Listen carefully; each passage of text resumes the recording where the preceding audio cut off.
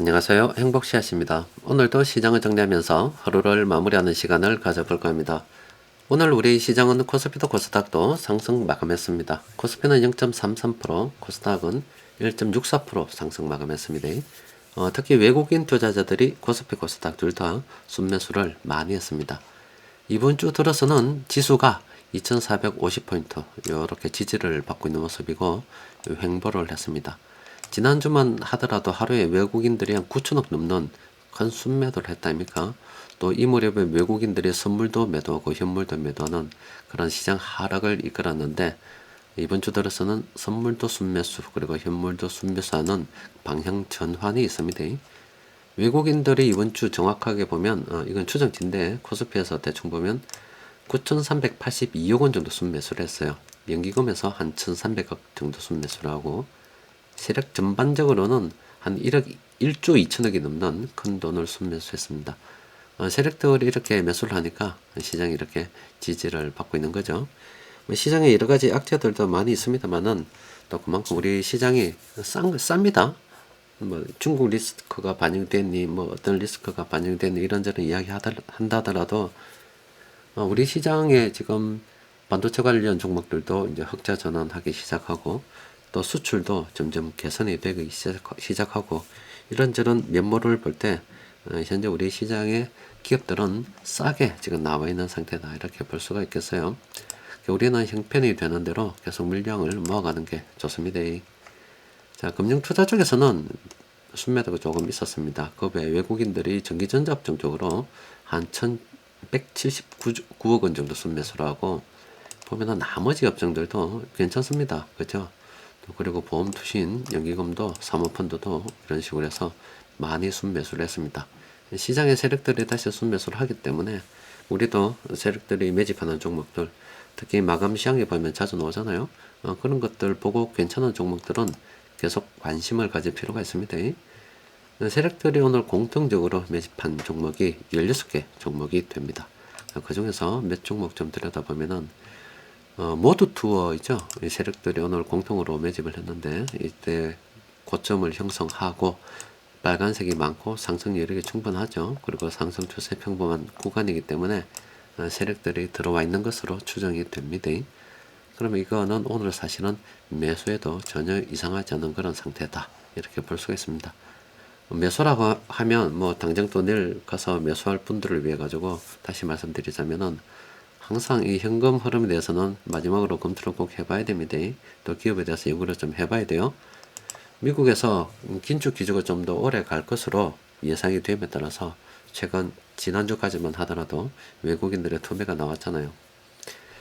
금리 인하가 우리가 생각했던 것보다 빨리 진행이 되지 않는다는 것은 긴축이 상당 기간 오래 갈 수도 있다는 것을 의미합니다.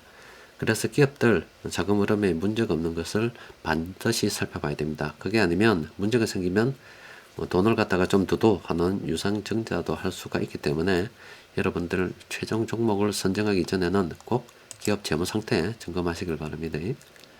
그리고 에코프로는 어제도 나왔죠. 또 설명도 드렸다시피 이 빨간색이 지나고 난 다음에 이 파란색 하나 이렇게 뜰 때, 그동안 빨간색이 나올 때는 좀 하락의 시작이다 라고 보고, 파란색이 이렇게 나오게 되면 상승의 시작이다 이렇게 보는 게 맞다라고 말씀드렸잖아요.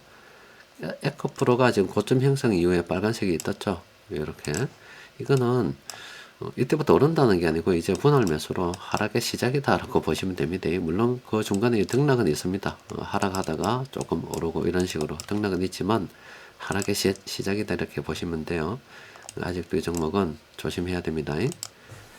그리고 포스코 인터내셔널도 마찬가지입니다. 이거는 위에 다이아몬드가 빵 떴었습니다. 별이 딱 빛나고 있지요. 저 부근으로 시작해서 추세가 완전 뒤바뀌었습니다. 뭐 이때 같은 경우는 뭐 시장이 오를 때 초보자들도 뭐 접근해도 안전한 그런 구간인데, 이 하락하는 이 반대쪽 구간은 전혀 다릅니다. 이 구간은 전문가도 수익은 못 내요. 그냥 떨어지는 구간이기 때문에 굉장히 힘듭니다.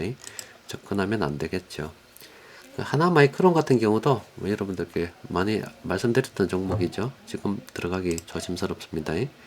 한국전력도 또 마감 시장에 자주 나왔기 때문에 말씀드렸죠.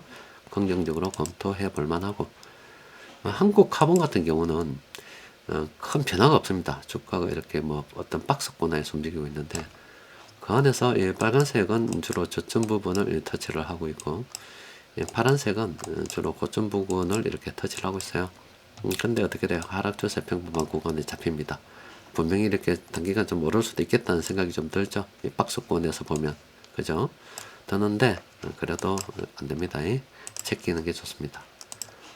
한미약품 같은 경우는 긍정적으로 생각해 봐도 되고 또 그리고 지금 눌림목이다 생각하고 들어가도 되는 시점이 됐죠.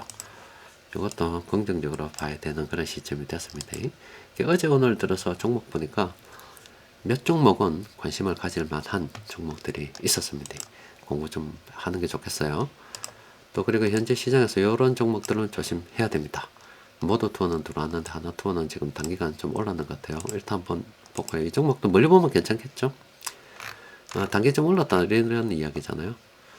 상승 여력이 충분하죠. 충분하고 이때 눌림목도 있었고 그 이후 올라갔는데 이거는 이제 파란색 한번 뜨고 좀 내릴 때까지 기다려야 됩니다. 그래서 여행주 하나 담으려 그러면은 지금은 하나 투어보다는 모두 투어가 훨씬 좋겠네요. 그리고 코스닥 같은 경우는 이런 종목들 좀 조심을 해야 됩니다. 지금 좀 과열 상태에 있는 그런 종목들입니다.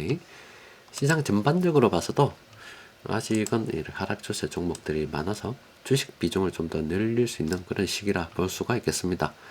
상승 추세 종목들이 좀 적죠. 요거 기준으로 맞춰서 현금 비중을 좀 조절해 가면 훨씬 더 재밌는 투자를 진행할 수가 있습니다. 지난주까지만 하더라도 좀 시장이 우울했었는데 이번 주 되니까 좀 진정되는 분위기입니다. 또 그리고 외국인들이 다시 들어오고 기관들이 들어오고 또 반도체 관련주들 실적이 하나하나 발표가 되면서 괜찮다 이런 쪽으로도 하나하나씩 드러나고 있습니다. 지금 현재 중국에서는 ELS 녹연이 계속 진행 중입니다. 그건 우리나라뿐만 아니라 다른 국가에서도 계속 그런 상황이 연출될 것이라 보고 있어요. 그래서 중국 증시는 조금 더 기다려야 될 것 같고요.